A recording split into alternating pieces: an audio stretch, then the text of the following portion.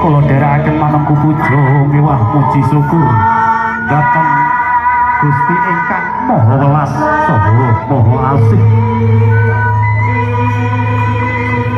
Mugi sawiring gati purwa madya usana kasembadan lulus raharja kalisa ing sandikala.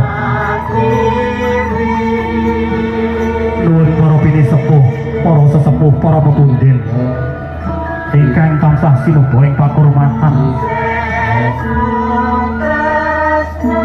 Dumateng para pangemban-pangembating praja kasatriyaning nagari ing minangka dados pangayumaning para kawula dasih ingkang sinuba ing pakurmatan.